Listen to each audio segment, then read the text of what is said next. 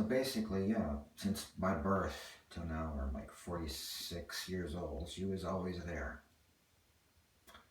And this stupid ass beer bug took her from us. But to be truthful, near the end, she wasn't holding on as best she could have. And we knew it was a matter of time. She was still coherent. She was still doing all right. She was in a wheelchair, but she was getting around. She was getting better, and just life happens. When I got my science award, she was there. When I needed to live with her because of some stupidity on my life, I'm not gonna get into what I did. I did some stupid shit as a child, don't we all? 16-year-old Frankenfuck got into trouble with the law and whatnot. So things had to be done, and I ended up making mistakes at home. So Mom sent me to live with my grandmother for a while. Well, first my uncle and then my grandmother. But anyway, so I went again.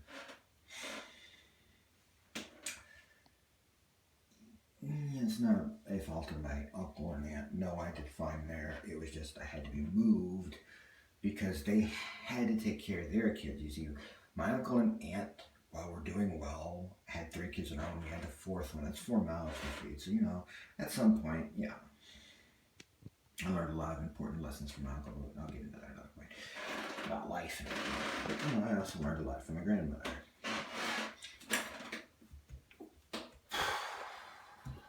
Nope. I'm not shedding a tear. Not one tear will be shed. I'm not going to break.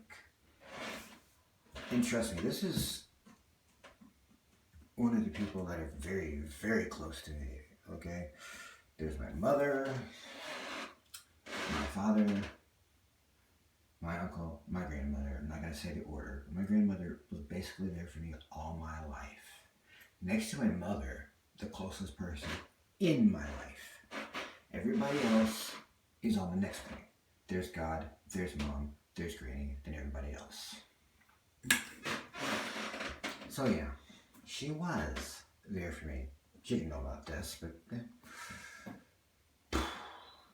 wasn't important to tell her. When I was in like the second grade, I don't fucking remember. She made this little canoe thing because we needed to bring something for this day to create something of our own. So she got some twigs, cardboard. Well, it was like a track. It was like an old grocery bag, the ones that are made out of like paper and stuff, and helped me cut and make a canoe and little Indians to sit in the canoe, a girl and a boy. And we used one of those old spoons. They had like when you had little ice creams, they had this little wooden spoon that would come with them. So she made that. So I did take it to class for the show and tell day. Made it well enough. I painted the male figure, she painted the female figure, and we both painted the canoe a little bit. Tape it and everything. She got the sticks that were round enough so it could make it like a canoe shape. And glued them together. It was glue, Paper in such a way that it would hold it. It's a very important day, it doesn't mean shit. Big powers of big events go, but it meant a lot to me as a kid, and it means a lot to me now. She was there when I needed her. She was there when I went to the hospital when I got shot. She didn't drive me. There was another aunt and uncle that, found me after.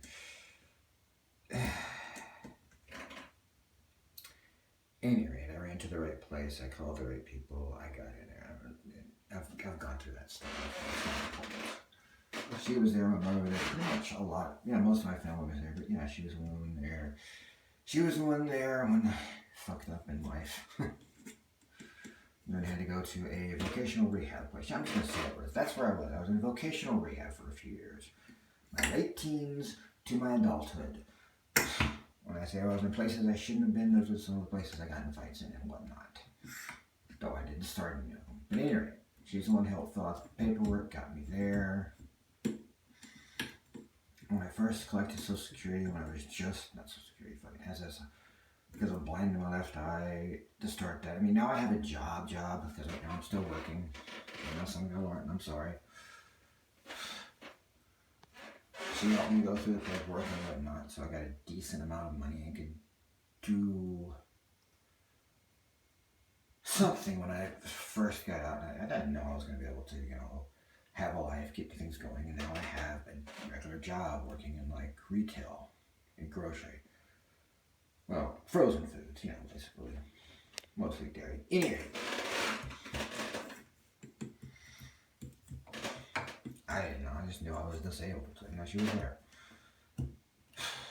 She, my mom, and uncle were the person who taught work ethic to me. That's why I bust my ass. That's why I show up on time every time. That's why I look presentable as I can and do the best work I can, because of what the lessons they taught me how to be a human being. How to be a good enough member of society to succeed where I need to as best I can. Yeah, I know I'm not doing the greatest in the world because I am just, regular fart knocker working in grocery after all these years and dairy and shit, but I'm fucking trying, okay?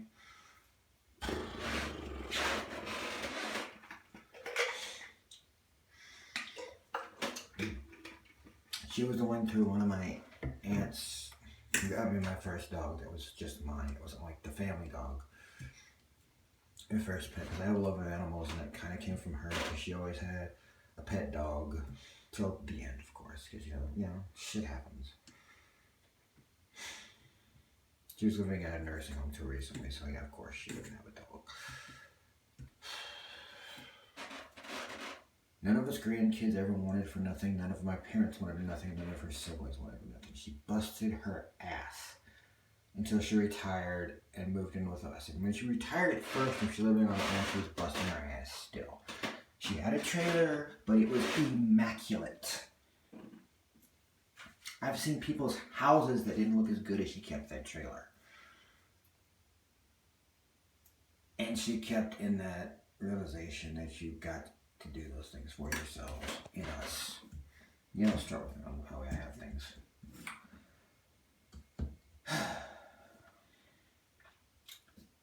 She always made sure we had good food. She wasn't making a lot of money as a retired nurse, but she was doing enough. But she made sure there was food.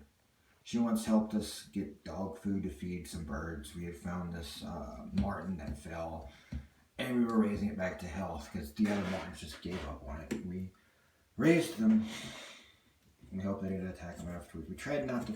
She taught us not to touch the marten too much because, the sense of human beings. We were small kids at that point. I don't know, 9, 10. And she helped us feed the little bird with, the little dog food and a little stick and shit.